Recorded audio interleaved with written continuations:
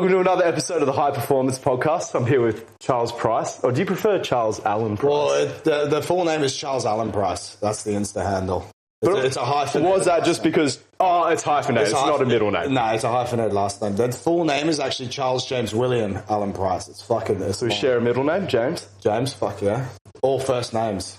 James William Allan. It took me until I was 25 years old to accept that, I had a first name for a surname. You got two first names. Well, You got you got Angus, James, Bradley. If you go back through the family tree, technically I'm Angus Rose. Well, not technically, because technically I'm Angus Bradley. It's my father, just out of respect or loyalty for his stepfather, who did a really phenomenal job of improving his family circumstances. He shifted his name over to Bradley. Sick. Okay. So it could have been Rose. So that's why I have this shit tattoo of a rose on me. Nice. And the other tattoos?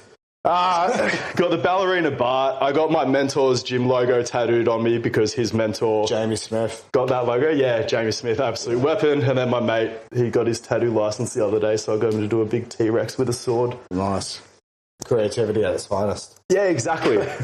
So I became aware of you. I think our first interaction was when you came to my second London seminar. The GPP, yeah. Yeah, the GPP seminar. I mean, that was a huge moment for me, coming back to the UK to deliver bigger seminars, a bit more of a general crowd as well, because the initial seminar series, we got a whole bunch of different coaches there, S&C coaches, personal trainers, but there was a big Olympic weightlifting emphasis. So it was simultaneously pretty validating, but then also a little bit intimidating to see grappling S&C coaches there. We had parkour guys there.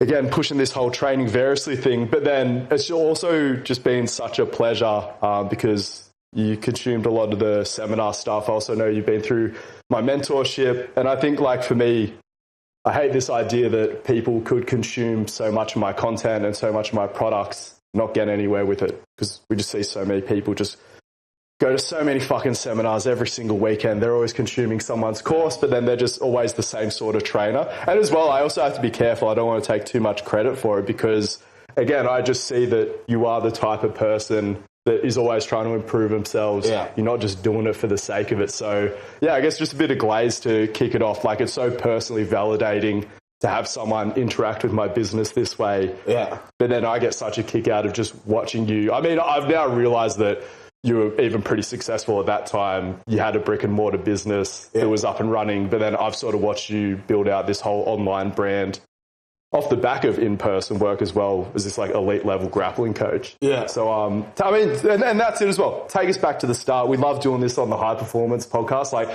It's so fun. I think online we see so many finished products. And I find it so enjoyable as well. Just anyone, just watching them actually go on the journey because it just makes it that much enjoyable versus just seeing someone you're like, oh my God, this guy trains so many elite grapplers. He's flying all over the world. He's got so many sick clients, got an awesome business. But I'm like, it's actually way more interesting seeing how they got to there. So take us back to the start. What was the start of the fitness journey? Talk about the sporting background growing up. How'd you get into training people? I actually, at school, I was all right, fucking student, ADHD, taking, just smashing fucking Ritalin all the time. Because, OG biohacker? No, just because, if we were going way back, I got, diagnosed with ADD when I was, 5 years old. So I was been taking Ritalin since I was, 5. So you were obvious. I was obvious. My mum's he's fucking mental. Let's take him to a pediatrician. And the pediatrician's just give him some Ritalin. And I guess in the early 90s, Ritalin was the answer for fucking everything. I feel because we're the same age, and our generation, in my experience, particularly in Australia, I don't know how I got missed with the Ritalin thing. I mean, I guess I just sort of, mum and dad didn't notice. But it sort of seemed like our generation, if a kid was a little bit hyperactive, it's let's get some of these dexamphetamines into them. Yeah, and I don't know how I got onto that, but I just started taking Ritalin. So school was I was fairly decent at sport, nothing crazy, but I just wanted to get super jacked all the time. I was I'm just gonna fucking hit the gym. At 13 years old. So did Dragon Ball Z fuck up and give body dysmorphia to the entire male generation of ours, or was it not that for you? I think I got punched in the face one time, and I was a year below for my year at this. I went to Rose Bay Secondary College, and I started there a year younger, and then You know, I was a fucking small kid. I remember getting in a fight, and I was like, I hated this. I got punched in the face, and I was like, I just want to get fucking super jacked. I don't want to be a small kid. Yeah. And then, very fortunately, my uncle allowed me to go to Scots College, which is like a fucking sick private school. Yeah. And the curriculum there is like, you play sport, fucking, you have to go to your sports practice. And there's a big emphasis on that. So I was like, all right, I'm just going to go play sport and fucking get into the gym all the time. And I just enjoyed it. When I left school, went to study business, did 2 classes, and I was like, nah, this is shit. I'm not going to do this. And I was doing building for a little bit. My mum was like, you should do personal training. Like, I think you'd like it. And I was like, nah. I was doing building, and I hated building. And I was like, maybe I'll do my PT thing. Got a PT, and then I got the PT course from TAFE, which is obviously dog shit, the Diploma of Fitness. Not many responsible parents were pushing their kids to become personal trainers. Yeah, but I remember the look in my parents' eyes when my brother told them that he was going to become a personal trainer. Really? Like, cunts pay you to tell them how to exercise? Like, what the fuck? My mum was always like, do whatever you want and just fucking work harder than everyone else does that and you'll be right. Yeah. Like, that was her attitude. She goes, I don't want to force you to do anything, but just as long as you like what you do whatever you want. Yeah. And that was sick. Like, shout out to mum. That was her attitude. She's like, I think you'll enjoy doing this. She worked in a shoe shop below a gym, and she was like, I'm going to go upstairs and speak to the guy, so as soon as you finish your degree, you can get a job in there, which was Vision PT. So that's the classic. That's the classic. I mean, this will be relatable for so many trainers, even like a lot of the trainers I've had through the mentorship. When I ask them what their first gig was, still to this day, Vision is a go-to. I mean, that business for their trainers sounds like a revolving door. Yeah. But what I like about Vision is like, did you have to do the shred? What's the shred? So I have heard, and maybe it wasn't a thing when you were doing the Vision thing, or maybe this was particular to certain Vision franchises, right, but it didn't matter what shape you're in, you had to do a shred when you were coming on as a trainer to prove, because it's like, you're going to do it to other people, because I've spoken to other fellow ectomorphs who are like, try my best, I'm a bit of a hard gainer, and then Vision's like, well, you're about to do a 6-week shred. I was already in good nick, and my boss was like, you need to do this, follow the calories. I'm like, mate, like, I'm already fucking great nick. Like, shut up. Like, I'm not doing that. But, so no, but I think what Vision teaches you, it teaches you fucking nothing about S&C. It teaches you a little bit about nutrition. But because I was working in Rose Bay, I was just went straight into training like my mate's dads, or like that avatar kind of thing. And I was like, right, I need to figure out how the fuck do I talk to like loaded people, and how do I retain these customers? So it teaches you how to fucking run a business, how to retain people, how to set goals, and because they make you fucking write down all your goals, and it kind of gave me that like, I guess. What's the word? Introduction to like major goal setting, because they're like, write down. Or was this career goals, or is it talking about goal setting with the clients, or were they very much like? No, this is just for me. This is the business owner to me.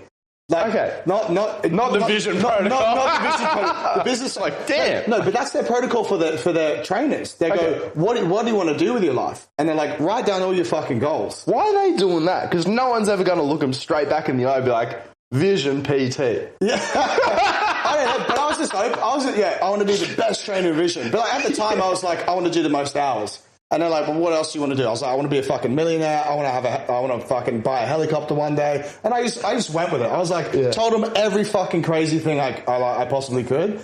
And it just gets you into a routine of setting weekly goals, doing some personal development, and like trying to fucking educate yourself. And obviously just fucking how to talk to people. Well, but, okay, so Charles in his red Vision shirt, where maybe you just done your first couple of days on the job, what was the pinnacle to you? Like owning a gym, training pro athletes, that's a pretty stereotypical thing. Not even that. 6 figures. Get up to 50 hours a week. Yeah. Do 50 hours, get to 50 hours a week as quickly as possible. Because I was like, who's doing the most hours? I was just competitive. I'm like, who's doing the most hours here? And they're like, these other trainers, because it's a fucking franchise, right? So each week they get this like Vision newsletter, and as you can see all the other studios, who's doing highest hours. I'm like, I want to be that guy. Yeah. Because I can make money. And I was like, I'd call them up and I'd be like, mate, what are you doing to get to 50 hours a week? And they'd be like, doing this. I'm like, sweet. Implement that. I think within like 6 months or something, I was at 50 hours a week. And I was like, this is sick. let's just fucking keep doing this. And then I did it for a while, and I was like, I'm not really learning too much here. And then I think I left, and one of my mates was in some shady business at the time. I worked at one of his gyms, which we don't have to get into. But anyway, he ended up firing me, and I got back surgery around the same time. It wasn't Clean Health by any chance, was it? It wasn't Clean Health, no. Okay. But worked in his gym. Would have had so many follow-up questions. I had back surgery around the same time because I was doing CrossFit. I didn't really know fuck all about S&C. Looking back on it, I had a major bulging disc. If I sat down, I could barely... Sorry, I was just writing down some questions. How did you get into CrossFit from Vision? That's a pivot. Or was it just CrossFit I was doing emerged at that time? You know what it was? It's fucking interesting because I was doing Jiu-jitsu, I was doing MMA, Muay Thai, and Jiu-jitsu, and I had some MMA fights. Getting beat up in primary school really affected you? Because one of my mates showed me Vanderlei Silva and him just stomping the fuck out of someone. And that got you into it. And I was like, this is sick. And when I left school, I was like, this is what I want to do. Let's get into this. Do you know what my first impression of MMA was? What? GSP versus John Fitch. Sick. So just like guard. Oh my God, John Fitch got the most unbreakable guard. And what I didn't realize is like Dana White was just waiting for that guy to lose so he could cut him. John Fitch, not GSP. GSP beat the fuck out of him, didn't he? It was a dominant win and he broke his guard, but he wasn't clinging on for dear life by any means. Yeah, right. It was kind of like the start of the eye roll era for the GSP title defense. It's like, oh, right, like this guy is just 25-minute fighter. Okay. He knows his game sort of thing. Not the explosive like karate GSP or anything like that. I saw the crazy shit. I was watching Vanderlei Silva fucking stomping people's faces. No, so I only found out about Pride once I was pretty desensitized. Like I watched the whole like John Jones just fucking styling on people. Yeah, and then I saw Pride. I was like, oh wow. Like, that's some gnarly shit. That's what I saw to start with. And I saw Rampage Jackson powerbombing Ricardo Arona. And I was like, this is fucking sick. It's still just so iconic and so distinctive as an era of MMA. I guess it took so... I mean, MMA is still emerging. Like, the rate of change in the sport is so outrageous. I don't even want to say this in a way it's disrespectful because I can't fucking do it, but, like, even at the top level, they're still quite basic when you compare them to the specialists of each of those arts. Like their jiu-jitsu isn't that great, but they don't need to be that good. They just need to have they need to be really good at pinning people and have really good pin escapes. And if you can fucking pin people and you've got good at pin escapes, you'll be sweet. Because you're not going to, like the odd occasion you'll see a heel hook, but it's like, don't go for a fucking heel hook in an MMA fight unless it's like, it's right there, because you can get fucking knocked out. And we saw that in the Bellator when I think Gary Tonin tried to heel hook this fucking Vietnamese guy. Yes. He got KO'd. I enjoyed that a little bit. He fucked him up. Yeah. Or like Ryan Hall versus Ilya Tapura. Yeah. And Ryan Hall's like keeps trying to like pull gun Ilya. Fucking the same Imanari entry. Like it's like you really got to let him see it 20 times in a row and think that Ilya's going to have the same response to it and just back away 20 times. It's like that one time he goes in with you. If you want to learn more about the general physical preparation training philosophy, we put together an extremely practical course covering all the different aspects of physical preparation, as well as a unit on programming, so you know how to tie it all together and produce the same world-class results that we get with our athletes. We've got pre-recorded lectures, a community page where you can ask questions and interact with the other GPP coaches, as well as monthly calls where you can ask questions live or just catch up and hang out with us. Check out the link in the show notes for more info. But even in the Gary Tonin example, I distinctively remember him hanging on for just way too long. And I guess what I'm not seeing as well is like, I don't actually know what shot concussed him. So like, I'm looking at this guy be like, Gary, let fucking go. But at that point, he could already be seeing stars. He's what do they say? It's like black belt, brown belt, purple belt, blue belt. Like probably. I mean, yeah, he got absolutely cooked there. Well, and so then, because you were telling me earlier today, it's like your first big injury came from CrossFit. Yeah. But that was sort of something that you got into to support your strength and conditioning. Yeah, my motivation, I was always like, I love doing jiu-jitsu. How do I get super strong for jiu-jitsu and MMA? And I was like, I'm going to do CrossFit. And then because again, I worked at Vision. I didn't know anything about S&C. And I was like, at the time, I was like, let's do CrossFit. That's going to be sick. And I got heavily into it. And the coach I had at the time, he was like just a dumb cunt, really. I don't really care. He was an OG CrossFit. He's an OG CrossFitter, and I was like, I kept squatting, I kept doing heavy deadlifts, and I had a bulging disc in my back. Like, I could barely fucking extend this leg. Like, the sciatica was so bad. But ridiculous symptoms and stuff. Everything just echoing. And it's like, dude, just rest for fucking, like, chill out for 6 weeks. Maybe do some belt squat didn't really exist at that time. It was like, if you just worked on your upper body and just like relax the fucking nerve, you'll be fine. But I kept squatting. I think I squatted like 140 kilos 2 weeks before spine surgery. Yeah, I was just too much of an animal. I was like, nah, I'll be fine. I was still clean and jerk and snatch and all that shit. I loved it. But it was just fucked. I was in so much pain. I couldn't sit down in the car for more than 10 minutes. And then you see a surgeon, and the surgeon's like, yeah, we need to operate now. Just because he wants to fucking cut you open. Whereas it's like, mate, if someone came to me like that, I'd be like, let's just not lift axle load for like 8 weeks, and we'll see what happens. Yeah. And I would have been fine, I think. So what was this pipeline between when you felt the onset of this injury and then how long before you're staring across from a surgeon? He's just like, I think it was 6 months. 6 to 12 months.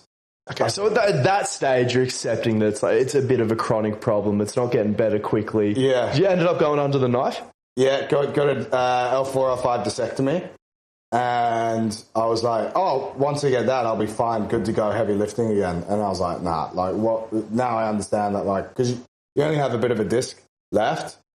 Like, they shave away probably a quarter of it. And because what's the idea that it's pressing on a nerve? It's pressing on a nerve. Let's shave the disc a little bit so it won't press on the nerve. Stop it pressing on the nerve. Yeah. Okay. So because there's only a bit of a quarter there, the joint that it doesn't sponge properly. So as soon as you start axle loading, the facet joint fucking jams, or the facet joint will kind of like, or the joint will kind of like get stuck. Yeah. And you'll just be in fucking spasms. And your back will get super tired, and like it just fucks out for like 2 weeks basically. And that would keep happening over and over again. I was like, why can't I get back into lifting? And then I figured out like, I just don't axle load and you'll be absolutely fine. Yeah, it's just something that you have to manage. Yeah. So you didn't get any theatre of placebo? What do you mean? I guess a lot of people don't. So one of the things that they sort of discuss, I mean, there's research on this where they tell a bunch of people that they're getting like a meniscus clean out or something like that. Yeah. I don't think they do something as serious like a back surgery. Yeah. Half of them have a sham surgery where they still they cut them open and they still stitch them up. Yeah. But, and see, I think that a sham surgery is probably one of the most powerful placebos you could give someone because you know how people wake up from a surgery like pretty beat up because it's like it is its own version of an insult to the body. And anesthetic fucks you up too. And that so you've got this huge drug come down that you're sort of going through. Versus so you've got the drug come down and you've definitely got to heal from the scar, but you don't have that big of an insult. But you think they've done some shit. Like I can see how it'd be. I was fucked. So you didn't get that any. Surgery's fucked. You need to, like you can walk max 100 meters and then you need to sit down. So it takes like 8 weeks to be able to walk. Especially as a young man. 23, yeah. Fuck. And I was like, this sucks. Anyway, you fucking get over that. Got a job at my mate's job. Got a job at mate's gym. He fired me because he's like, mate, you can't even fucking take the boxing bags off. I'm sick of you. Get out. Oh, because you were still physically and I was disabled. like, mate, I'm fucked. I can't even lift it up. And anyway, worked at a call center for 6 months. That was a fucking laugh. Got to a point where I was making like decent fucking money each month. A lot of good martial artists come through the call center. Shout out Stylebender. Really? He worked at a call center? Yeah, that was his last Matrix job. Because it's competitive. Because you're just like, oh, right. It's competitive. You're like, any job with a leaderboard. I just took the same principle. I was like, on the first day, I'm like, said to the manager, who's the best salesman in here? He goes, Xavier over there. I'm like, I'm going to sit next to Xavier. And I just listened to him for a fucking day. Then the next day, I'll just do what he does. And you just start making sales. I'm like, this is sick. Anyway, long story short, when it got, like, that business got shut down, which is a long story, which I can't be bothered going into, but worked at CrossFit Athletic for, like, 2 years, which was in the city. That was sick. And then I was like, I'm just going to fucking, like, I need to start traveling. Went on a backpack for 4 months through Asia. Saved up, like, 20 grand Aussie. Went backpacking for 4 months through Asia. Blew all that money. Came to London with 100 quid. And then worked in a pub. Got a job on my second day, worked in a pub because I was staying with family friends. So wait, you left. I understand like the logic of just working your way over to London, but just financially. Spending all your money in Southeast Asia. I just don't care. That is how a 23, 24-year-old would travel. Yeah, I'm like, oh, I've got 20 grand. I can live like a king. I remember going to a bar and I was like, everyone in here, the drinks are on me. And I just shot the whole fucking, like dumb as shit. Scooter every day. Like, I was fucking living it up. I was like, not budgeting for a fucking second. Because I just want to be a sick cunt. I just want to have a good time. How much is that? I'll have that. Sweet, whatever. And then got a job in a pub, worked there for like 2 or 3 weeks. Got a job working in this gym that was just called W10, which is this guy was like quite well known in the UK for running this small group personal training model. So it was like PT, but groups of 1 to 4. So a semi-private model, which is a good group. It's a good size, 1 to 4, and you could book in any hour on the hour of the day. So you'd usually start at 6 a.m. The sessions would finish at 9 p.m. So you'd have some breaks in between a day, but you're fucking working there all day and you get paid on the salary for the year as a PT. But the perks of that is you get to train fucking thousands of people if you go there for years. I worked there for 3 years, worked out the amount of hours I worked, and I think it was like 17K hours or something.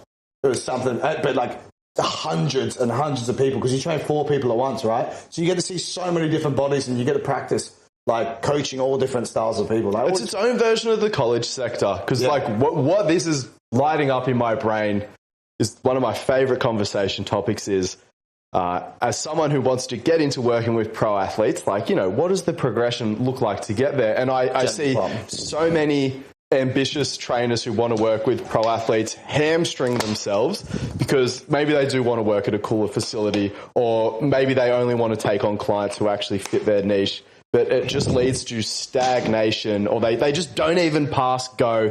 They've been training for 2 years and they've literally trained less than 20 people. Or like, even for some successful Gen Pop trainers who run businesses with good retention, I'll talk to them sub-trainers who've been in the game 5 years, and I'm like, go count how many customers you've had in the lifetime of your business. They're like less than 100, which isn't even a bad thing. Like, that is like, you are meant to retain your customers, but there's something to be said for working at a PT mill early on, because you get your first 1,000 bodies. Yeah.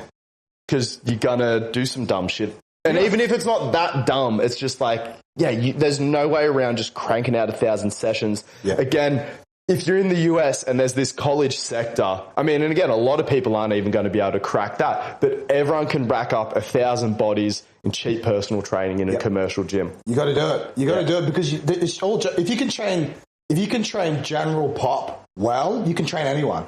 If you can train, what the fuck is general pop? Like, pro athletes don't shoot off into space when they leave the court. You know what I mean? It's just like they put their pants on one leg at a time. They've still got the same issues of like, I fucking just grappled for 6 hours. I don't want to do fucking upper body today. Yeah. Well, like you get like, I don't, how much protein's in this? Yeah. It's just, I guess it's the same shit, but you get like, I don't know, Bill comes in as an office worker and he can't tell his fucking left foot to his right foot. And you're like, okay, how do I actually teach Bill how to squat properly? Yeah. If you can get Bill to squat ass to grass and any variation you like, you're going to be able to teach anyone. And that's where you figure out, like, oh, if I put Bill on a back squat and he sucks at back squatting, that's bad. But it's like, no, it's not. The king of exercises. Give him a front squat. Oh, he can't do a front squat? Give him a Zercher squat. Oh, he can do a Zercher squat really well. That's great. And you just figure out there's a fucking progression model for everything. Yeah. And that's just exercise. It's load management, regression,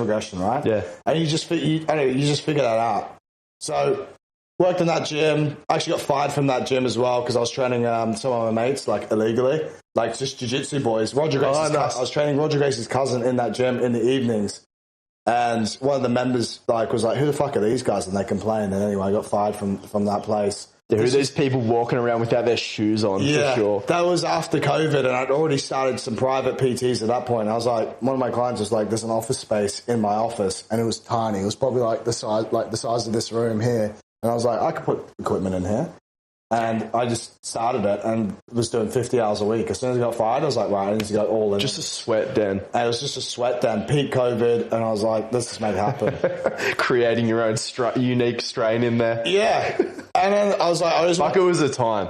It was a sick time. Because in London, the lockdowns were like, I just happened to be the only gym in town, right? Or the one of the only PTs who was fucking doing like... So what was the... We can edit this out if we've got to shut it down. But like, was it you had to worry about people seeing you enter the door? No, were you worried about people? Floor. I was on the second. So you had privacy. I had heaps of privacy. I was on the second floor of a building, and it's just a big office building. Dude, Sydney was like North Korea. Yeah, you were getting dobbed in by your neighbour. So people would just fucking. It was an office building, and there was no one working in the office. It was just in the building, basically. It wasn't the and then people would just walk into the door, come up the stairs, and you'd never know it was a gym. And to an extent, did COVID shutdown sort of create a grappling off season where there was no events for a while, I imagine, or? Yeah, but heaps of people were like sports grappling, do you know what I mean? And heaps of the grappling clubs were open doing their competitive grappling. Oh, right, be like, these are professional athletes to whatever level. Athletes, we still need to train kind of thing. Okay. So, and I wasn't even training grapplers at that time. Like, all my clients were like finance people. Oh, so this was still all the bougie people. This is all the bougie people. This is just like finance people and, just normal people who want to do PT. And during this time, we had me and one of my clients. He had another office space, and we just put some jiu-jitsu mats in there. And he does jiu-jitsu, and like we both want to get better at jiu-jitsu. So like let's get better at leg locks because we just like nogi, and let's get it down to her DVD. I bought it, and I was like, I'm not going to watch an instructional. I'm not I just don't have the capacity to fucking after a big day. The last thing I want to do is watch John Danaher talk about a leg lock and then try and figure it out with my mate. I imagine as well he could marinate over a particular variation and describe it for about 20 minutes. They're painful to watch. So I went on Instagram. I was like, all right, who's a local competitor that can teach me leg locks? Oh, Owen Flanagan. Let's have a look at him. And I was like, fuck, he's fucking up everyone with leg locks. And I sent him a message, hey mate, can you give us some privates, me and my mate? And he's like, yeah, 60 quid. I'm like, done. Jeez. So, 60 quid. So I was doing privates with him twice a week for ages, getting slightly better at jiu-jitsu. Then I was like, so Owen, what do you want to do? And I kept trying to be like, mate, I'll train you, you train me, let's do that. And he's like, nah, it's gay. You guys, I hate lifting weights. I don't need. And was that a real personal thing, or you felt like his attitude was representative of the average elite grappler? He just, Owen's a fucking character, and he's like, I don't want someone to like watch me do weights. Like, it's just fully, like, another man wrapped my legs around me, and everyone watched that, and like, he's like, hell yeah. He's like, I'm fine. People are funny. And I was like, he's a character, mate. And he's like, nah, I'm all good. I'm like, all right, cool. I'm not going to push it, whatever. Then one time he came early for a session, for a PT. I'm like, mate, we got fucking like an hour and a half. He's like, can I lift some weights? And I was like, go for it. I'm just going to go out, get some food, whatever. Came back and he was lifting. I was like, what are you doing?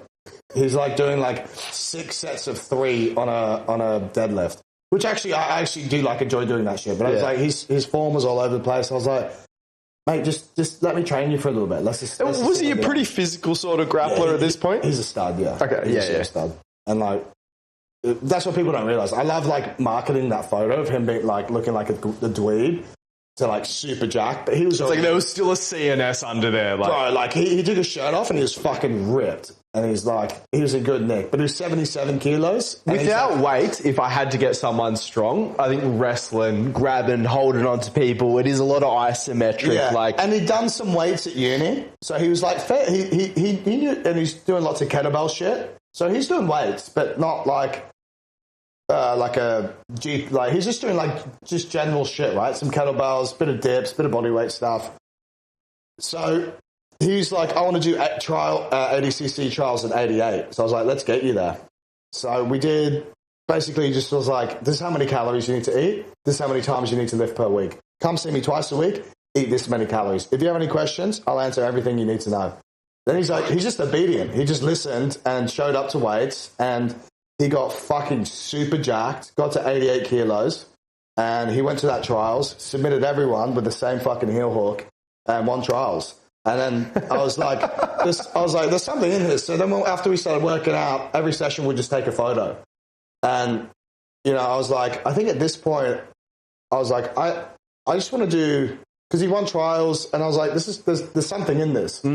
I was like, I've always wanted to work with jiu-jitsu people. I've always wanted just to be strong so I could like feel like I can beat people up or like for jiu-jitsu. Why don't I just make all my content? Defeat someone without using technique. I think, like, because even like when I think about doing jiu-jitsu, like if I fucking technique someone into submission, they're like, yeah, of course. But yeah, if you just be someone. Just be fucking, just like, you just want to be strong. Being strong helps. Like, being super jacked and athletic and having good technique, you're a nightmare to deal with at jiu-jitsu. Do you know what I mean? Because what these questions that I've sort of been writing down as you're talking, and we kind of discussed it in the gym when I was sort of talking to you about my frustrations with, everyone talking to me about, yeah, jiu-jitsu's technique.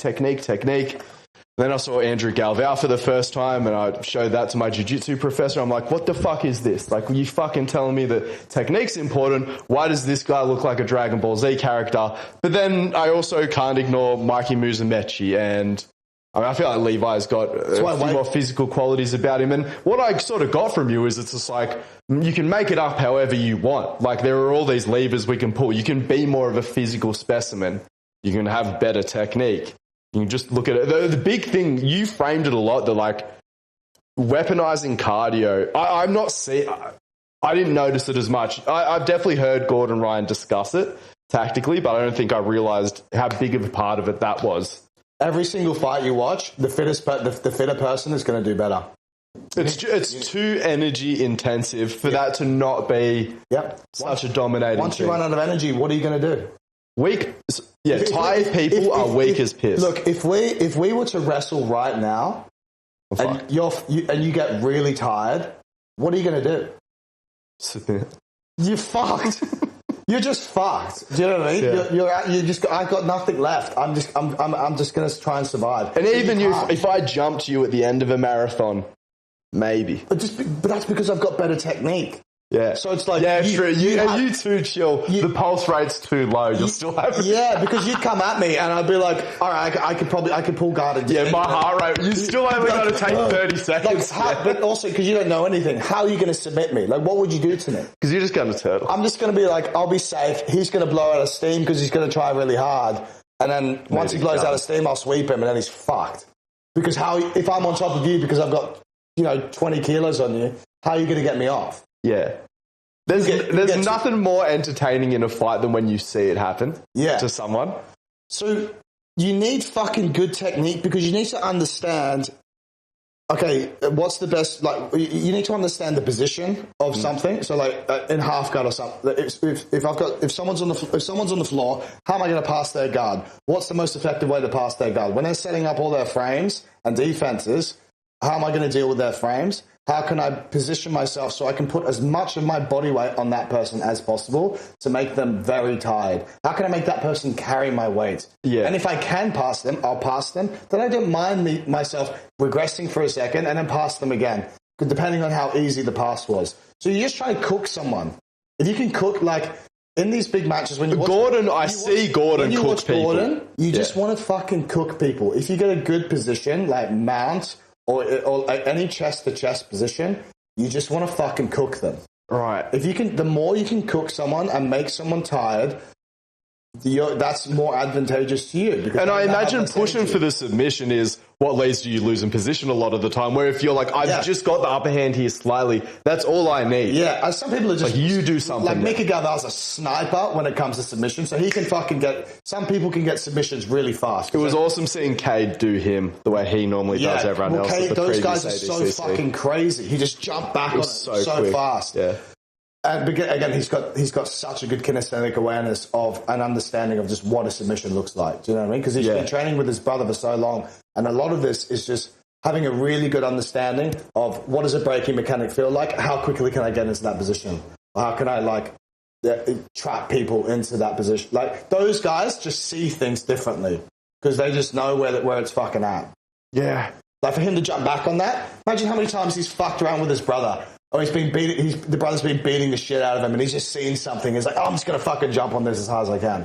Because that's the thing as well. Like, there's such a physical component to it, but then there's this huge neurodivergent fucking... I've been watching a bit of competitive chess lately, and just one of the parallels I see, I'm like, you really just need to see not a couple of thousand games, but like thousands and thousands and thousands and thousands and thousands of situations because you will be in a competition and you will have been there before, or you'll have seen it before and you saw a bunch of different versions of it and you're like, I remember how this went. Well, how these guys think is like, and I've still got my gas tank, so I'm going through this process quickly and clearly. Yeah. Well, it's fun that these guys understand fundamental concepts of the moves as well. It's not just like, oh, I do this technique and that technique. I had Jeremy Skinner on my podcast a couple of days ago, and he asked Nicky Rod, and these guys are fucking elite level grapplers.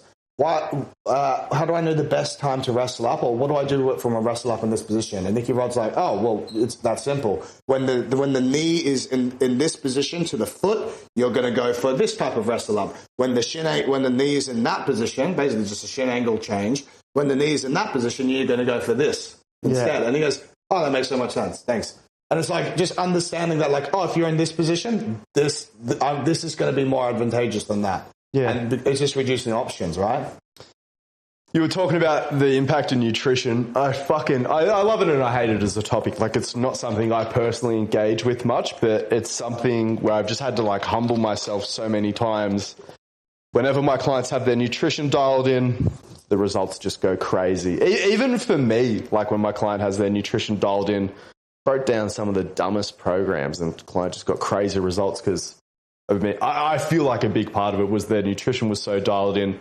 So, I hear various attitudes towards S&C in jiu-jitsu, whether or not it's important. So my question for you is, nutrition or S&C? And that is a false dichotomy. What? If you could only clean up one. So you got an athlete. Gun to your head. Yeah, gun to your head. Someone just living like a slob, but they're a jiu-jitsu phenom. They love living on the mats. And it's like, all right, you can either tell this cunt to count their protein or hit the weights. Probably nutrition.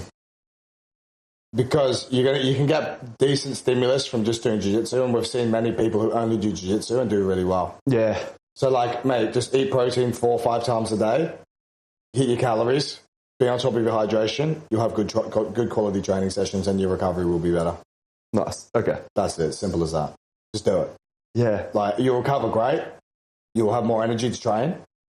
You got more energy, the quality of your training session improves. The GPP group program is the best deal in strength and conditioning. For less than $1 a day, you get access to my programming as well as access to me through a group chat where you can reach out, ask questions, or have a form check. You can even get a week for free before you commit to it. Check out the show notes for more info. I always have this like internal conflict about just like the parts of this job that genuinely like light my soul on fire, and I love debating the nuances of things, but then also sort of wanting to have the most impact per amount of effort. And it's just, nutrition is one of those things with a lot of my clients where I just let it slide over the years. But the more and more that I just force them to dial in or force them to hire a nutritionist or sort of refer out, it just amplifies what I do so much. I refer my nutrition stuff out now because it's like it is a time thief. I'm going to get it back, probably going to get it back into my business and just coach a member of staff up to teach it because I just can't be. So I want to text everyone each day and be like, "Did you fucking eat your protein?" Because we know that's what it is. But like I said to you before, strength, and this is why I like your content. This is why I was appealed to it, and I like just buying your stuff because if I like someone, I'll just fucking buy their shit because I'm like, I fucking like this guy. I'm going to support him.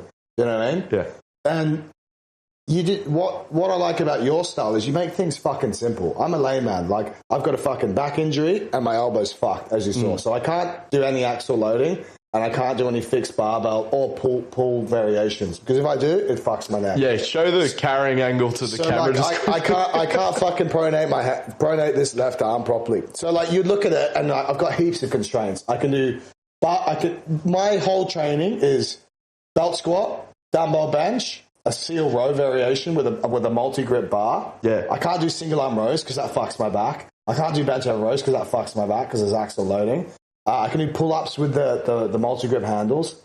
I do a Nordic curl or a hamstring curl, like if I'm in the public gym, and I do guns. And I just repeat that program all year round. And I can stay fucking strong. So it's like, you don't need to overcomplicate things. Get to the gym, work as hard as you can for that day, and you're good. You'll be absolutely fine. It's fucking simple. Yeah. And if you eat well, all I care about is protein and fiber. I hit my protein target. I eat plenty of fiber, so I feel like I can take good shits and I feel healthy. That's it. I think so much of it as strength coaches is like us wanting to feel like self-validated. I'm doing the good. Like, look, I've got to get this jiu-jitsu cunt who is a beginner in the weight room, and then like a lot of S&C coaches genuinely want to have a conversation with them about the optimal way to train legs. I'm like, this cunt isn't training legs. Mate, all my people, they hate training weights. Yeah. I train some of the best guys in the world, and they fucking hate weights. Yeah. And they train weights. Why? With me? Because I make it fucking fun for them, and I train with them. And it's shirtless pics after. Got to be a big motivation. Shirtless pics after, and it's the fucking competing shirtless. It's the boys hanging out. It's just the fucking, it's the lad. Sometimes there's like fucking 6 of us in the room, and we just tear the shit out of each other, or we're just fucking just hanging out. Yeah. Like, and look, they don't give a fuck if you make them do a leg press or a back squat. And you can stand here and be like, oh, the Zercher squat is the best. No, it's not. You can use any squat. Yeah. Like, just think of a movement pattern. Like, if you've got a good squat, you've got a good bench, you can pull fucking weight, and you've got a good hinge, you're going to be strong. And if you're strong, guess what? You're going to be strong on the mats once your technique gets good. That's it. When I watch jiu-jitsu, I watch a lot, a bit of a jiu-jitsu cuck. I look at people who are really flexible and they seem like a fucking nightmare. I've spoken to other elite grapplers and they're like, nah, like I just don't think working on flexibility does that much for your game. Yeah. What's your thoughts on mobility? I don't think you need to do it. Like the guys who are really flexible are just like, they're just pretty naturally. Like look at Lucas Kennard. Okay. Like when you talk into like the anomaly, they're naturally drawn to it. They're naturally drawn to it. Like Lucas Kennard, when he's in his guard, he can literally almost get his knees on the floor. Was he the Aussie bloke that got the filthy heel hook? Yeah, yeah. He Victor Hugo in like 2 minutes. Right. He's on a Match Strong program. Shout Lucas Kennard, love that guy. He was screenshotting my stuff. All my programs were getting screenshotted around Sydney, and he told me in Vegas. He's like, oh, I love your podcast, man. I've made your program from screenshots and shit. I'm like, mate, I'm just giving you the fucking program. I'm just kidding. Same for Lockie Giles, super flexible. Ono Flanagan, he's got fucking freak flexibility. Okay, yeah. So it's sort of like people who are obsessed with yoga, like a lot of the time get drawn into it. It's like, has he done any stretching? The cunt's never stretched in his life, really. In fact, I did gymnastics strength training. Gymnastics bodies. I did that for 4 years, and I was like, this is sick. And was that because of GSP and shit? He was into his gymnastics, wasn't he? He had an influence, but also I was like, I want to learn how to do a standing backflip, and I did that. I was like, this is sick. Yeah. And I was like, because I can't really lift with my back and shit. I was like, I want to be able to do a planche, all that kind of shit. And I was stretching. Then I took Owen through that stretching, and I actually fucked him up. He's like, mate, it fucking hurts my knees. Yeah. And he got a bit. He was probably pushing himself into end ranges a lot. Yeah, he actually got injured from that style of like stretching. Okay. And I was like, okay, maybe this isn't the answer. And it's like, but if you he can squat ass to grass, and it's like, well, as soon as I got into my belt squat, I was like, I'm actually way stronger and way more flexible at the bottom of the squat since I can squat heavy weights ass to grass. And you don't need to be fucking doing heavy amounts of stretching at all. I don't stretch at all anymore. I just lift weights. And like... Your squat was good? My squat's good. Yeah. Do you know what I mean? Ass on the ankles in the pendulum today? Yeah, I never stretch. Sometimes I stretch after a long flight. I'll just get into the cart stretch on the wall. But yeah, the movement variability of being pretzeled by all your elite grappler mates, it's just like, you're getting it in. You're getting it in. Like, you don't need to do a huge amount of mobility. Just do general strength training. It's that fucking simple. Like, think of it this way. If you're a big, strong cunt and you're on the mat, like, if you just get better at jiu-jitsu and better at understanding your energy outputs, you'll be fine. You'll get better at jiu-jitsu. That's it. And like people go, oh, cardio for jiu-jitsu. And I'm actually in like kind of 2 boats for this. I was talking to Josh Saunders about this. It's like, and Jeremy Skinner. Well, actually, all the boys that I actually chat about cardio for this. But like, what's going to make you really fit for jiu-jitsu is like getting good session, getting fucking good rounds in, but just having a really good output of energy. Like you watch Owen's match with Tackett, and he's like getting past and stuff, but you chat to him and he's like, and we said it on our podcast, he's just trying to conserve energy. He's like, I know he's not going to submit me even though he's past me. He's inside. You don't need a fully closed guard to be out of danger. Yeah. And do you think that that's something that limits a lot of, I could see that limiting a lot of lower level athletes. I could see me falling into that trap.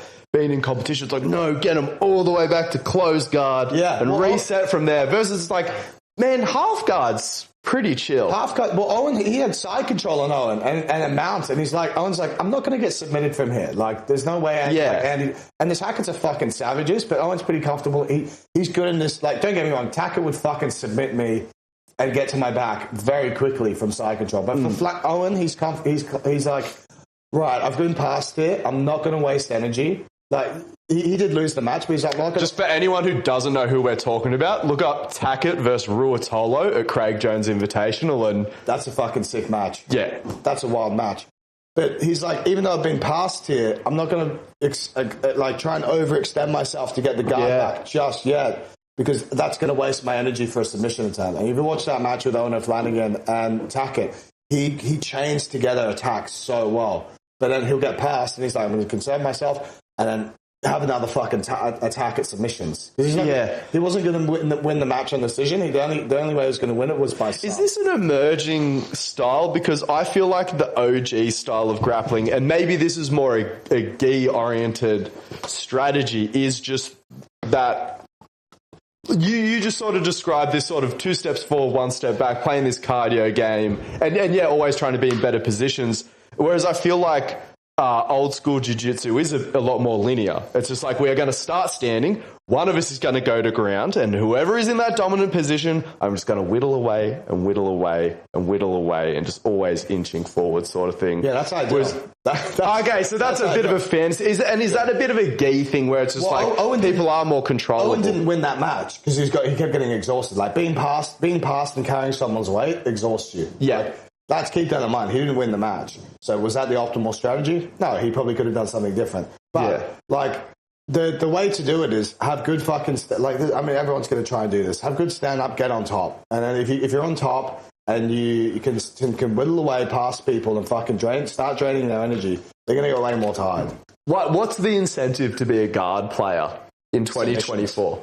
Don't get me wrong, like submissions. You can set up fucking good submissions. You can get wrestle up, enter the legs. But it is bound to be more energy intensive. I mean, I see that more chance of someone on top of you. Yeah, depends how you play the game. If you got good shin on shin, if you're good at leg entries, if you're really good at wrestling up, like look at Kane Duarte versus Fabricio Andre. Kane Duarte was like, right, Fabricio Andre, there was a Polaris match or a Polaris tournament. Fabricio Andre was just fucking people up on the stand up.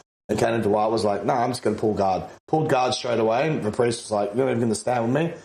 Got a bit closer, bang, wanted to wrestle up, took him down straight away.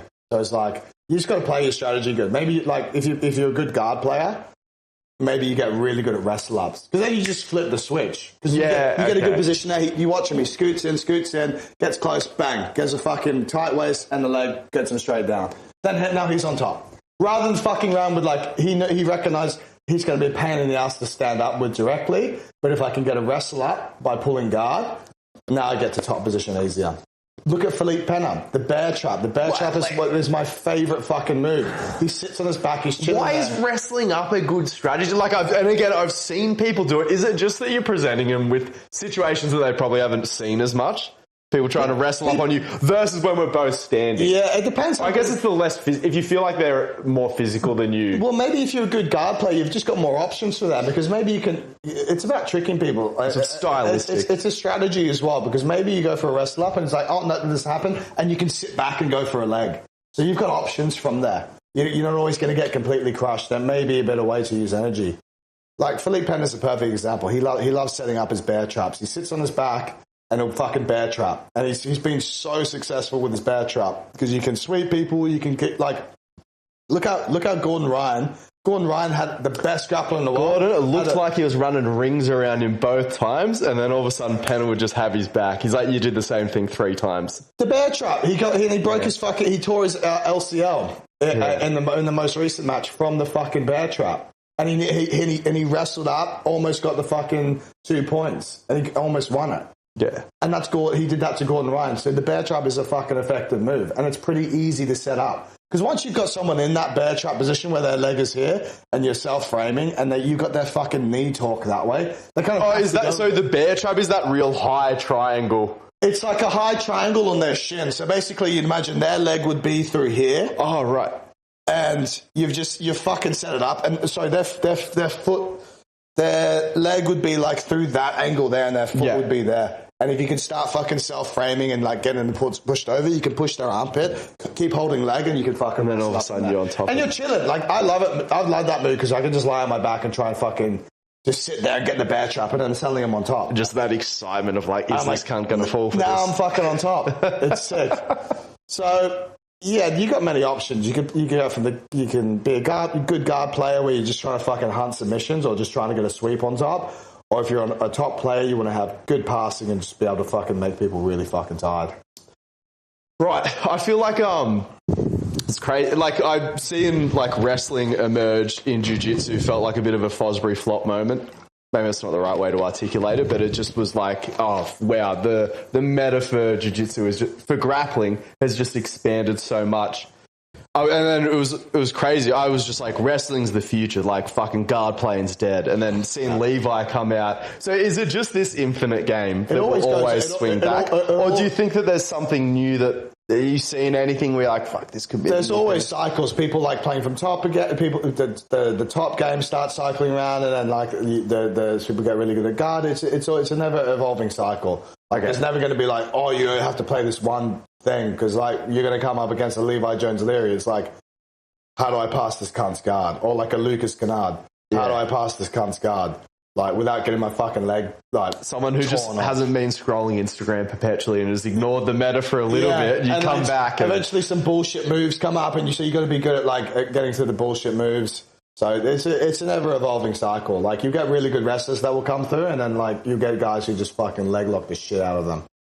I would hate to go against someone like Levi, because, again, it's just like, why the fuck else would I be studying up on Berimbolos? Yeah, other than when I'm facing him? If you put, like... Levi versus, or like Rotolo versus like Khabib or something, people were like, oh, Khabib's going to maul him. I was like, well, he doesn't really know that many legs. Like, if you get a really good leg lock specialist who's pretty decent at the repertoire, he would just show him too many things that he hasn't seen like before. Craig Jones versus Khabib, like Craig Jones is going to leg lock the fuck out of Khabib. I'd love to see it. I'd love to see it too. Like, Khabib's going to have that nice top heavy pressure, but although put him in an MMA fight, and it's going to be a different story. You know what I mean?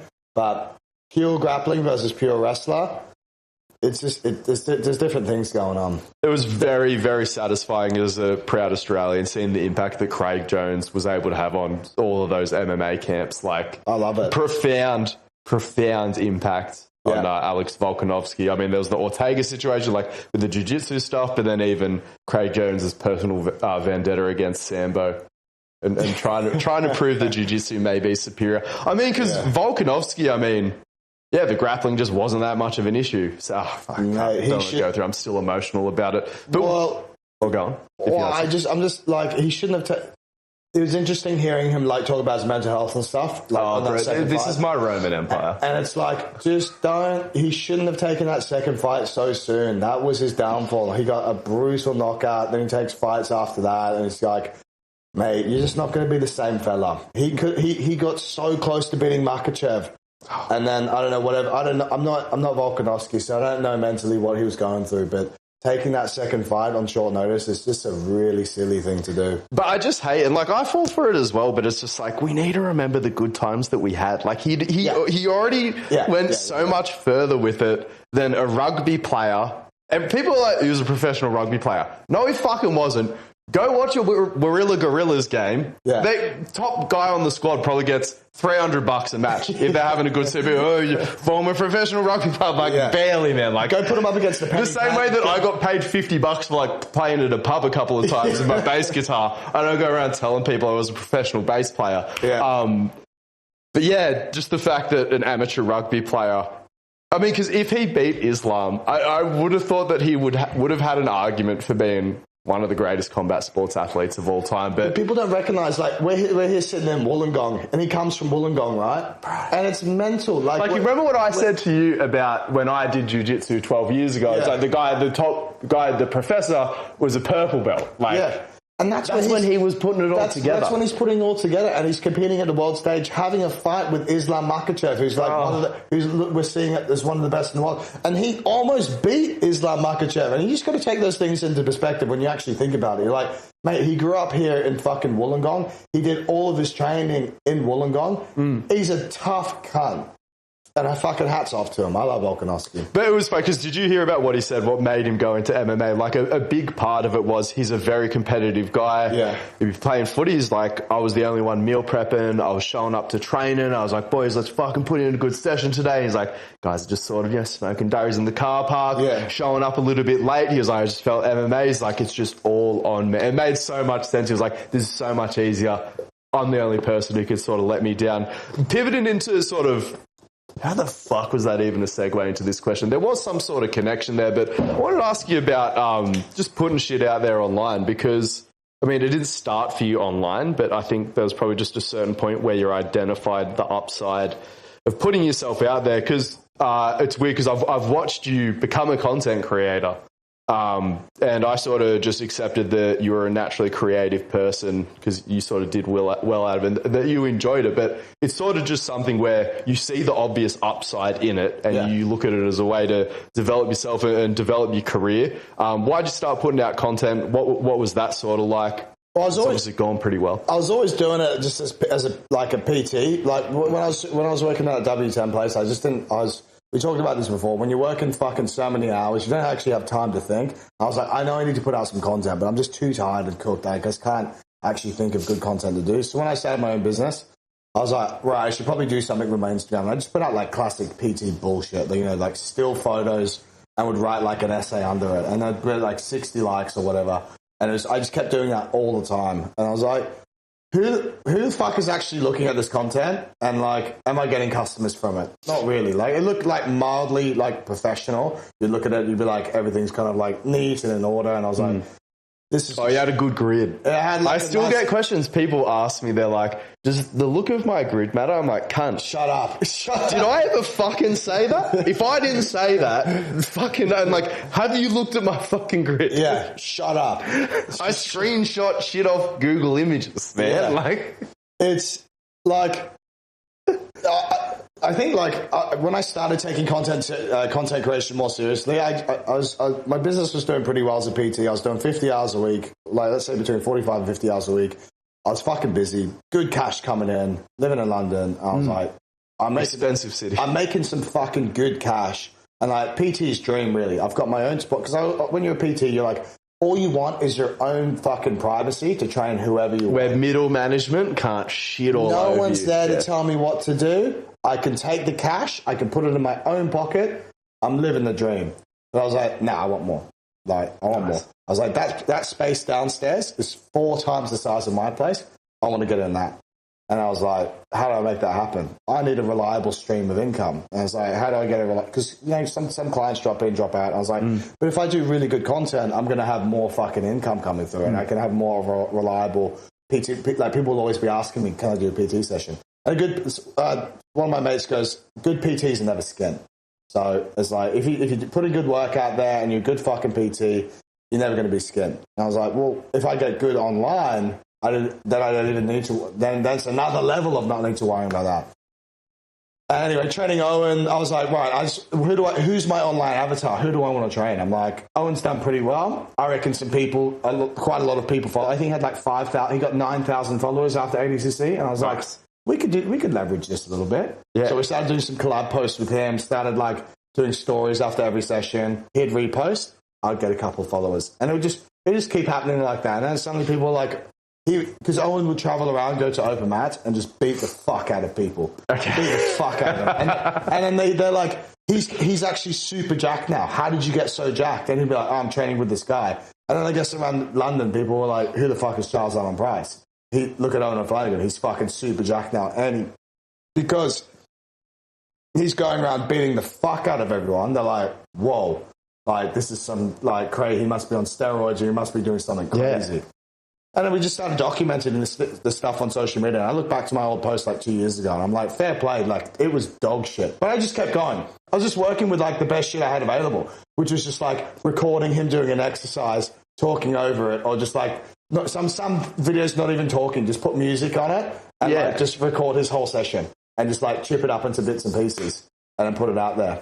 I don't know, like, it's so hard to get past the consistency because I have seen people post daily and not go anywhere with it, but I haven't seen anyone with a decent level of self-awareness post daily and not go anywhere with it. I've seen a lot of people with decent levels of self-awareness get sick of posting every day and give up on it. But yeah, I just think it's that thing. Like, yeah, I understand there's those Gary Vee fans that they're not looking at the content that they consume and then looking at their own content and be like, what's the fucking difference between this and my content? Do I want to consume my own content? Like, but I just don't see how you can be a reasonably intelligent person with self-awareness who can like look at content that they like to consume, try to make content, like I said, not copy, but like use the, what do you call it, like just the structure and just the delivery. Well, that's what, it's just like, okay, you can't, because I remember... I'm getting better at it as well, because like you said, like it was shit, but you just kept going. Yeah, I was like, but this is shit. I was like, I need to get better. I'm like, who can I watch? What can I, like, what else can I learn? And I'm like, David Gray says this, if you're learning new stuff, or if you continue learning, you're never going to run out of ideas and content. Yeah. So I was like, and that's true, because you can just go, I learned something, I'm going to implement it. I can talk about it because it's going to help other people. And suddenly you've got a whole video out of that. Yeah. You know what I mean? But it's like, I would watch one of my mates, and he owned a gym. He got 18K followers. He did a gay calendar shoot, and he got like all these fucking crazy followers. This is like probably 10 years ago. He got to 18K followers 10 years ago. Was he one of those PTs that is just exclusively trained and shredded gay party animals as well? Exactly. Yeah, he built a business off the back of that. And to be fair, his brick and mortar business did very well. But you look at his content and it's fucking shit. And he'd post every day and he'd be like talking to the camera about business. And he'd be like, yeah, we're really like da-da-da-da. And he's making money from his brick and mortar business. But like each video would be like 6 likes. 16 likes, 32 likes, 3 years. And he's posting every day. I'm like, well, that's shit, because obviously you're not growing. You're still on 18K followers 3 years later. Like, don't you understand that this obviously isn't working? Yeah. Change it up. And I don't know. It's just a box ticker. I just kept trying. Yeah, exactly. I'll post every day and that'll be it. And I was like, I'll try and post as much as possible when I've got a good idea. And each time I thought of something, and I don't particularly like content creation. I told you this, like I find it quite hard, but I'm trying to enjoy the process more because I've seen the fucking benefits. You like working whenever and wherever you want. Yeah, it's like, it's changed my fucking life because now, you know, I've got a fucking full-blown online business and it's only me who's done it. So, you know, I was shout out James Smith, but it's like,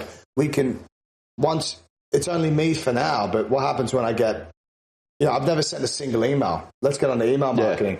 Let's get some other people involved. Let's actually turn this into a fucking, like I could go full-time online right now, but I'm like, I want more. I want to fucking crush it even more because I've still got ideas in my head. And if I go full-time online now, the creative process is going to get even better. Yeah. Which we're talking about. And I love that you brought up one that like you're successful and you haven't even sent an email because not a single email. You should send emails, but there's also this other very true thing where a lot of people will tell you how it's done and the ways it can be done, and they'll just be speaking from their experience, right? Because people just want to speak to that, but you just if you've got your own way and it's serving you, you can trust in that as well. The difference between me and a normal, like I guess a like normal PT or whatever, is like I've been PTing for fucking 12 years now. I know how to. I can. I guarantee if you come and train with me, I'll get you in the best shape of your life. I know that hands down. Like it's pretty fucking easy to do. But because I had these jiu-jitsu guys who were going out and fucking smoking it, it gives me way more credibility. Yeah. So like once I start posting content, and I made all my content about them. It's not about me. It's about them. Because I can like, I was just like lifting weights normally. So I was like, all right, I'm going to make all my content about these guys. How do I, like they're out there performing and they're following just, you know, basic strength training, following basic nutrition principles. And I'll just talk about that, do collab posts with them and like the photos after. And that kind of like build like credibility within that jiu-jitsu community. It's actually interesting because something I'm really critical of is a lot of young coaches, especially more like the influencer ones, they're always trying to seem cool and mysterious. Yeah. Because they see a lot of their peers do that. I'm like, no one's buying from those cunts. Like people want to buy from people who are relatable, like not someone who's like just some fucking sick cunt always acting like they're doing the maddest shit. Whereas like, and not only did you, I wouldn't even call it building personal brand. I mean, it is because it's still your social account, but you, again, made it more about your athletes and being like, no, I'm a sick cunt training guru sort of thing. Which is like, these are my boys. Look at how they're going. They'd be like, these are my boys. Look at how they're going. Yeah, exactly. I'd be like, this is what they're doing. Look, Go look at their competition record. Or go Because the whole thing, whether the content is about you or someone else, what it's always about for the consumer is, what does watching this do for me? Yeah. And me as a content consumer, watching someone just be a mysterious sick cunt, it just doesn't help me, no matter how big, cool, or jacked up. Whereas seeing them do it for someone else or seeing them explain it so I can do it for myself, it's like, that's the value thing. And that's what it eventually evolved into. It evolved into me like, no, I need to get my face on there. My ex-missus at the time, she's like, no one knows you. No, you're not anywhere on your Instagram. She goes, you don't... Yeah, you maybe went too far a little bit. I did, because you go on my Instagram and it was just photos of all my guys. And she goes, no one even knows who you are. So I was like, okay, fuck, I need to get in front of the camera. And I had this word to Jacob the other day, because Jacob, he posted a lot, but I'm like, you never fucking talk to the camera. And you gotta fucking get in front of the camera. You gotta talk to it, man. Yeah. Like, and stumble over your words, be more relatable. Like, it's just like, that's what makes people like, no one wants to purchase from a perfect sociopath robot. They're just scared that they'll be judged by him.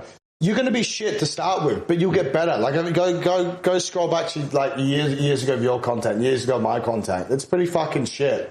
But it should be like that. You should look back on that and be like, oh, that was cringe. But I'm getting better now. You know what I mean? And then you just, I don't know, you just get into a process of like, I guess my turning point was when I got my first one-to-one, like 2 years ago. I came to Australia and I was like, right, I sat down with one of my mates before I left. I was like, he's doing an online business. I know he just left his job because he's going fully online. I was like, he's a good cunt, but I'm a way better coach than him. So if he's doing it, I can do it. So I'm like, mate, come out for a meal. I'll buy lunch. I'm going to sit, same process I always did. I'm going to sit down with you and you're going to fucking teach me what you're doing and I'm going to do it. And then when I came to Australia 2 years ago, I was like, right, I'm just going to launch it. And then he was on my back being like, why haven't you done it? Why have you not launched your business yet? Like, what the fuck are you doing? I showed you everything you need to do. Just get the fitter up and just tell people to sign up. And I did. I got my first online client and it was like, he's still with me now. From years ago. He's still with me training one-to-one on the legacy rates. He's a sick cunt. You got to grandfather. People, like a lot of business gurus are like, never grandfathered rates, but like those real day one people, some of them I wouldn't have made it without it. I have fucking one-to-one PT clients who are who I train for like, I would say 110% less of what I charge people now. And if I put this person's rates up, because of all the people that this person has referred me to, the wheels could fall off. So like, people are like, oh, put your rates up for everyone. I'm like, no. Have some common sense. And be like, this person's been with me since day dot. They've helped me grow my fucking business. And they know everyone else. And they're not a number. They're not a number. Because if you do a fucking good job for this person, this person single-handedly has changed my life. Yeah. Because they've referred me to a network of people that literally, that one person covers my rent and more. That's what I was about to say. When you whole fucking business. We absolutely love doing this show. And one of the most exciting things for us is watching it grow, because it means we can commit more time to it, as well as have access to better guests to bring you even more quality content. One of the most impactful ways you can help us grow the show is by shouting it out, screenshotting this episode, and sharing it on your stories to let people know that you're listening. Don't underestimate how influential you can be on helping us grow this show, and we appreciate it so much. Anyway, back to the show. Have you ever sat back some of those early clients and calculated like the lifetime revenue from them? This one person, mate, like... You're like, this person invests in me. He invests in me. Yeah. This person's like... And what's the whole point of it? Like, they're meant to get rewarded from the early purchase. Yeah. Whereas if you just slam it up the road, like, no, it's business, supply and fucking demand. It's like, shut the fuck up. It's funny, but also because this one person... Like, how about you scale your fucking business, stop being a shit cunt that's in the same position with the same capacity for 10 years. Yeah. That's why you had to up your clients' rates. That's why you couldn't grandfather shit, because you didn't go anywhere.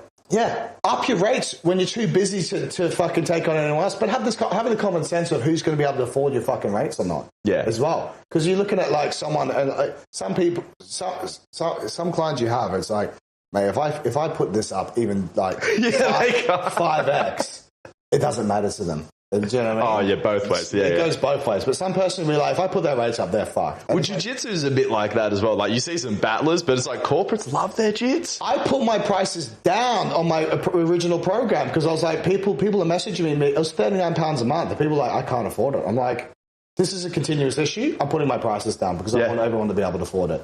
And it did way better. Well, that's the thing with digital products as well. And I haven't had many people meet me with where I'm at with this. Like, there's a lot of digital products where pricing it is just like, I don't know, like pull a number out of your ass and test it if people will pay for it. Yeah, exactly. Because even I've had that with several products. I'm like, wait, but then if I sell it for half as much and just try to sell it, like... Yeah, I guess when it's like one-to-one shit, how I think about it... Then it's like, a bit easy because there's a finite amount of it. Yeah, but even... I guess so. Like even one-to-one, like, I guess for a product, it's like, all right, well, if I just... what can people afford? Yeah. What will sell well? Well, that ebook that I sell, like... Which one? The content creation ebook. I'm like, if someone follows that, they could make $1 million.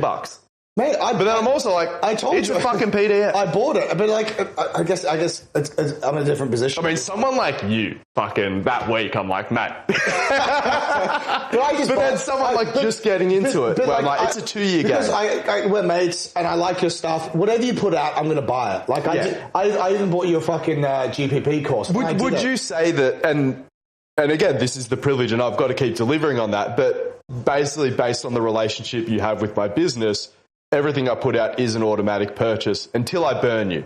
Like if you do buy something, you're like, well, this one sucked, I'm not going to buy the next one. But it's if you keep delivering on it, people do keep purchasing. Even if it's a bit shit, or even if I was like I did your GPP course, and I've been coaching for ages, and I was like, yeah, it's pretty good. Like there's definitely some points you could probably improve on. We'll talk about that later. Yeah. But it's like, it was good. Yeah. And I liked it. Did I learn much?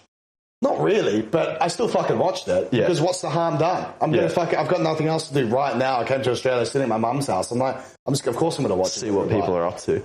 But also, why I also buy up my mate's shit and other PT shit is because how did Dave do it? Yeah. He's selling a product. How did he set it up? Oh, that's interesting. Maybe when I do my own one, I'll set up in a similar way. Do you know what I mean? Yeah. There's heaps of value in it. Yeah. I bought your fucking the media ebook, and I read it literally on a one plane ride, and I got off and I was like, he's fucking right. Yeah. Like, he's fucking right. I don't need to do this. And I told you in that month alone, I made a shit ton of money just from following the fucking principles that you wrote in it. I can't. What was it? $100 or something? Yeah. Less in pound. 100 AUD. Come on. That's fucking what? 60 pound? 50 quid. And I was like, I just followed the principles in that fucking ebook. And that month I made fucking 20k Australian dollars. Yeah. And I was like, mate, that's a no-brainer. Yeah. Do you know what I mean? So, what I like that you talk about is like, if you've got an idea, don't be afraid to put it out. Look at fucking Joel Seedman. Look at all the shit cunts out there. There's like, I make videos about these cunts all the time. Like some guy talking about kettlebell flow movements and all that kind of shit. You can't have those people fucking crushing it. But they're not afraid to put, if they're not afraid to put their fucking shit kind of ideas out there, why are you? Especially for the guys who like know heaps of information. You can help so many people. And on top of that, you can completely change the trajectory of your life. Yeah. And like the impact on other people as well. And this is something I flip back and forth with in my head because like you've been a part of me changing my life as well, which is fucking hectic. That's a G up. Sorry, yeah. Back to what I said. I meant what I said at the start, where it's like I get great joy out of watching people who just have a crack, obviously like align with similar training values or like life values and stuff like that, but just watching someone's journey, just be like, oh, this person seems to be having a crack, and then seeing them get paid off for it and seeing them just create a business that's more in line with just exactly what they want to be doing. Sick. Yeah, it is a massive G up. And it's like if you've got those content ideas, just fucking put them out. Like you'll be shit to start with, but then just figure out how to. If you're a self-aware person, you'll be like, why isn't this content working? And it's not medicine. It's not like it is serious, and you can fuck people up. Like if you give someone a weird idea about pain, you can definitely fuck with their quality of life. But by and large, like fucking talking about bicep curls, like if you say something dumb about bicep curls, who gives a fuck? Like yeah, there'll be people who try to make you feel like you've said the worst thing ever online, but like it is just your ability to. This is why it's important to have mates outside of fitness, because every single fucking time I've tried to explain online fitness drama to them, they're like, mate, you sound like an unemployed person right now. Like, what the fuck are you on about? Like, when people come at me in the comments, I just don't reply. Like, I was listening to Will Rattel say this. He's like, I just don't reply to comments because like, what do you not buying a program, not buying a program, not buying a program. Well, so what? If I reply to you, that means I'm thinking about what you say, and like, if you've got your opinion out there, guess what, bro? Make your own video. Yeah. like, I'm not even going to say that to you. Like, people are like, no, actually, from my experience, I'm like, make your own video then. Yeah. Maybe get a client. Get a client. Yeah. Like, I got heaps. I don't care what you fucking say. Yeah. Like, unless you're putting out fucking really polarizing dogmatic shit. I don't know, man. Just fucking, you just get out there and fucking make some content for like. It depends what you want to do, but if you're a fitness coach and you're not making online content, I think you're missing out big time. Yeah. As well, we're using your podcast equipment as well, so shout out to you for providing the goods today. But you're also someone who's gone into long form content creation. What have your experiences been like with that? Do you? Yeah, right. I think that definitely got me a lot of Instagram followers because I don't know how to measure it, but actually, what got me loads of Instagram followers to start with, like I was posting fucking consistently, and I built up like that big library of like pretty decent content. And I saw this rugby guy do this like clickbaity kind of post, and I was like, whoa! I just saw him blow up like 5K followers from that one post. I'm like, maybe if I do the same, it'll work for me.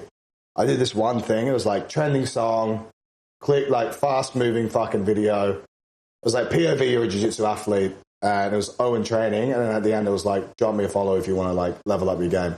Got like 12K followers in the period of a week from that post, and I was like, sick, like finally some fucking recognition for the hard work. And then like it just fucking snowballed from there. You got more followers, people like click on your page, like it expands the network of everyone who can share your shit. Exactly, and you got more eyeballs on you. So of course, getting more eyeballs on you is a fucking good thing.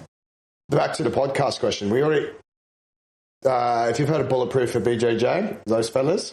I've heard of them. Yeah, they got a podcast, and one of my clients was like, have you heard of these guys? I'm like, oh, it's Joey and JT. They're actually boys of mine in Sydney. I did a podcast with him yesterday.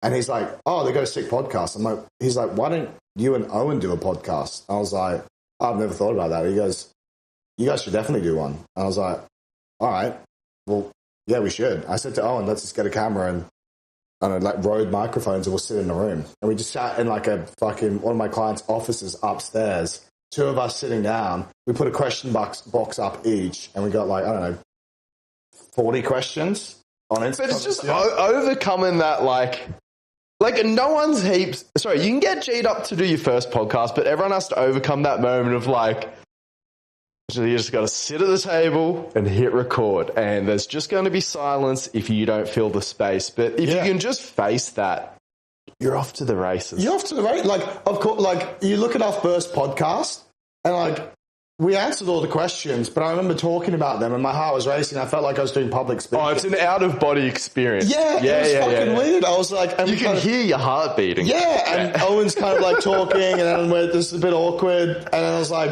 all right, well, that's the first one done. We'll see you back here. Let's do it every week. It's up from here. He's a committed guy. I'm a committed guy. So I'm like, well, of course we're just going to do it once a week. Yeah. And I was like, should we fix our lighting? Should we do any of that? I was like, nah. And we just kept going. And I think we got to like episode 20, and heaps of, I can't remember how, I think we're getting like 900 views on YouTube at this point. That's pumping. I was like, that's pretty good for like a full podcast episode. Yeah. We're getting like, it got to the point where people were messaging me, fuck yeah, I love the podcast. The podcast is fucking sick. Yeah. And I was like, let's get some guests on. And our first guest ever was Fionn, because I was training her at the time. Elite. So like the best female grappler ever. Yeah. And me and Owen both sat fucking like this far back from the microphone. So her audio was perfect. Our audio was shit. And then like we fucked that one up. And then we got the fight dietitian on, which was fucking sick. We got up. He's Aussie, right? Geordie, yeah. He does Volk and stuff and all those fellas, yeah. He's one of the main guys now, right? He's a sick cunt, yeah. And he knows his shit. I bought all of his courses because I was like, he's going to know some shit. And I already done nutrition courses at this point, but I was like, nah, he's cool. I'm going to buy his shit. Yeah. All of his shit. Because, I mean, he's so good. He's shitting on his athletes' sponsors and they don't care. Yeah. Because he must just do his fucking job that well. He's good, man. And I really rate his Because I'm sure that's created awkward situations for them, but like, this is the guy who makes fight week less stressful. It's just like he's the king. He's the king. And if you're in that realm, I highly recommend you fucking buy his courses because he's very concise. He makes the information very digestible, He's a sick cunt. Yeah. Anyway, we got him on the pod, and he was a sick cunt on the pod. It was a great pod, heaps of information. And then we kept going. We're like, all right, we should probably get some different microphones. What are the best microphones we can buy? So we looked up, what does Joe Rogan use? So I was like, we'll just get those ones. Yeah, so got to get the boom arms and everything. We got the boom arms, did them for 2 episodes, and we're like, this is shit. Let's just hold them. Yeah. So we just started holding them. And like, I don't know, people just, what the feedback I get from the podcast, and if I go to any jiu-jitsu gym in the world, I get at least 3 to 4 people come up to me and go, mate, I love the podcast. It's fucking sick. I was at Clavelli the other day and just chilling with the boys, my mates, and then some guy came up to me and he goes, mate, you Charles Allan Price? I'm like, yeah. He goes, his ears were all fucked up. And I was like, he's like, man, I fucking love the podcast. And I was like, sick. And like, I can't remember what I was talking about before. Like preparing just how for the fun is getting into the potty, or how daunting it can. Yeah, we just fucking did it. Like we had no expectations for it. Every week we just do a question box, so we already know what people want. So it's like we don't think about what do people want to hear, because we just go question box. Now to the point where we get like 9 to 10 pages of questions, and we literally sit there with a fucking camera rolling and go, right, like, what do you think of this? What do you think of that? And it's like people just like the laid back feel to it. We don't do like, I think where some of the other jiu-jitsu podcasts get into like personal jokes and all that kind of shit. And it's like there's too much lore. There's too much like we can sit here and talk about like things that are funny to us, but like if other people aren't finding it funny or they can't connect quite to the PJ, then it's like, well, there's just shit listening. Yeah. So it's like we'll talk about S&C, we'll talk about some funny shit, but like how do we actually give value? Answer the fucking questions. That people are asking. That is personal. Like hearing your voice be like, oh, I literally typed that out. Now hearing that on my favorite podcast, like that's sick. Yeah, that's a huge. Yeah, he answered my fucking question. Yeah. And then I don't know. We just keep doing. We're episode 103. We got like 20,000 listeners a month with YouTube and Spotify. But like, sick. And what are you doing to then redistribute the podcast across short form? Or are you just throwing the episodes? Like, you're just making good podcasts, being consistent. I make a reel occasionally. Sometimes we do a reel and it gets fucking 200,000 views. And Someone runs their mouth with a good take. Yeah, I put it out when it's good. Like mainly Allan. What I actually like doing is if I've got a good idea, and I said I don't like doing content that much, but I think that's a lie because I love making a fucking sick video. You know when you're like, this is going to be sick. Sick idea. I know how to fucking nail this. And then when it does well, you're like, yeah, that confirmation. Because there are those times where you think you're onto something and the algorithm's like, what the fuck's this? Yeah, I put up one the other day and I was like, why the fuck didn't this bang? I was like, like the best squat variations for jiu-jitsu. I'm like, it's just the movement pattern. And I was like, this is going to bang. And it did like fucking average. And I was like, nah, you can't. Yeah. Like, but that's the whole thing. Like, don't worry. Just do the next video. Because if you post, and this is what I like when you say about post every day, even if one does shit, you're going to do another one tomorrow. And then it's like, you're going to do another one tomorrow. And then before you know it, that shit one will just be right at the back of the heap. And if you have good self-awareness and you're trying to get better at these fucking videos, they're all going to get better. And if you do a shit one, it's going to be covered by tomorrow's one anyway. It's just, being able to communicate, I think is just, you can never say that that's not important. Look at James Smith. What separates, he literally fucking says it all the time. He says it all the fucking time. What's the difference between him and any other fucking PT? Yeah. It's not because he's more fucking shredded. It's not because he's like knows more about S&C or nutrition. It's his ability to fucking deliver a message. Yeah. If you're a good communicator, you'll fucking kill it. Okay. Fuck, that was pretty profound to leave it on. That's another episode of the High Performance Podcast. Check out Charles Allan Price on Instagram. What's your podcast called? The Charles Owen Experience. Fuck, it's pretty solid. Yeah. We'll see you next week.